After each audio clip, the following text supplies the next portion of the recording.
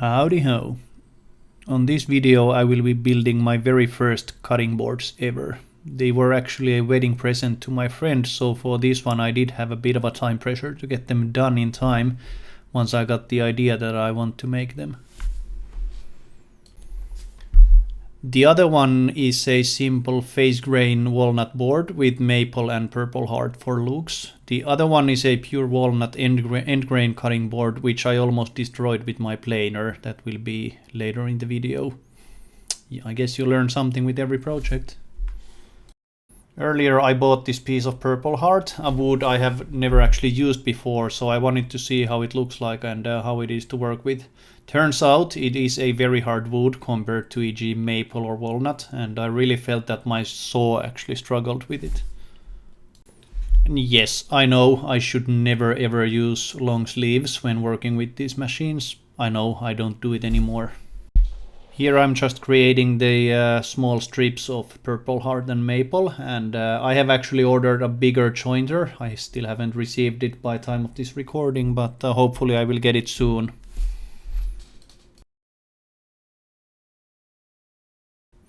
As I didn't have a drum sander, I decided to use my planer to work on these small strips that I will eventually be using for the glue up, and it worked okay, I think. After milling and cutting the pieces, it was time for my first ever cutting board glue up, and you see me actually thinking and being a bit puzzled on the orientation and how to do it, but eventually I applied a lot of glue, probably too much, and then clamped it. After the glue was dry, I hot glued the piece to a flat sled so that I could push it through the planer, and the board was fine, as it's not end grain, but when I did the same with the other board, the end grain one, it actually sounded like the machine will explode. So I did very light passes, not sure how much material I removed per go, but not much, so I ended up doing this maybe, I don't know, 5, 6, 7 times before I got everything off. And once I got one side flattened, then I could remove the sled and work on the other one. Then I will cut it to length with my crosscut sled, or maybe not. It was a very tight fit, as you can see, and as I hadn't cut the board yet to final dimensions, it wasn't fitting my crosscut sled when turned around. So I worked with it and eventually got it cut to size I wanted. With the first done, I started working on the walnut end grain board. I only have my shop vac connected to the dust port, and you can see it really cannot operate, and luckily nowadays I do have a proper dust collection set up in my shop. Again, you see me wondering and being puzzled about the orientation, how to glue them up, but it's not rocket science, so even I was able to finally do it. I'm using Titebond 3 here because at least based on the comments I have read, it is the perfect solution for cutting boards because it is waterproof and should be food safe as well. Just to be on the safe side, I used some extra blocks to keep the board in place.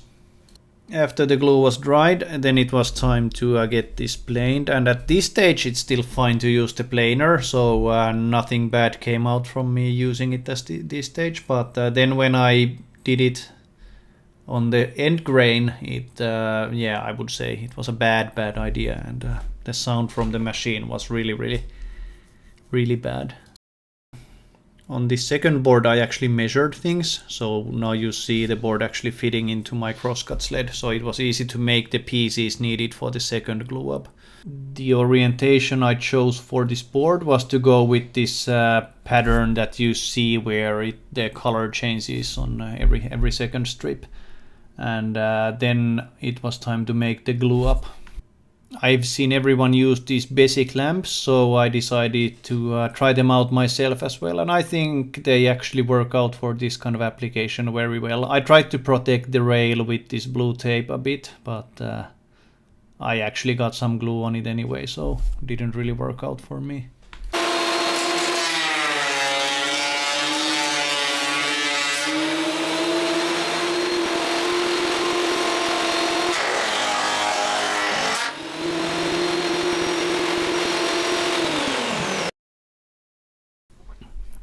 So that was the sound you don't want to hear. So I think I learned it. Never ever put end grain board or anything into your planer. So yeah, I was actually a bit afraid that the whole machine got destroyed, but luckily nothing bad happened. But yeah, I will not do it again. Me being an idiot left the board with pretty ugly edges all the way, which I was able to fix by cutting off a bit using this crosscut sled again, but it could have been worse. As I mentioned in the beginning of this video, I was under a bit of a time pressure to get this done before the wedding, so if this would have failed at this stage, then I wouldn't have had time to make a new one. But all good, so time for sanding, and I don't remember, but I think I went to 240 grit with these. Before going to the final grit, I used my router to give the boards a small edge. I think it's called a chamfer, maybe, yeah. And before the final grit, I also water popped the grain, something I tend to forget sometimes, but with these ones I remembered, and I think it really makes a big difference. So then the grain will not raise up once you introduce water into it. For finishing, I'm using Wood Care Guide's paraffin oil, and I tried soaking the boards in it. I don't think it really makes sense. For the future ones, I think I'll be just applying it normally, because especially the end grain board, it just kind of bled the oil, and I needed to wipe it off for hours and hours and hours after it. So not really sure if it makes sense to really soak them in. But like with any finish, it's always nice to really see how the product will look like once you apply oil or wax or whatever into it, and the same here. And with that, the boards were pretty much complete, so I didn't add any Jewish grooves or anything fancy into it, so they were ready. After the boards were done, I decided to make my own beeswax and mineral oil mixture so that I can use it for future boards. And I also decided to give one for my friend as part of the wedding gift, so I think it made a nice addition. So basically, I just mixed beeswax and mineral oil together and put them into these small cans, so they will be ready for me when I need them. I did everything in my own kitchen, and I learned that beeswax is nasty stuff. It likes to attach into everything you touch with it, so I needed to clean up quite a bit, but yeah, for future maybe I will not use my kitchen anymore. If you made it all the way here, thanks for watching. This was a fun build for me, as mentioned. They were my first cutting boards ever, so I learned a lot again, and please subscribe.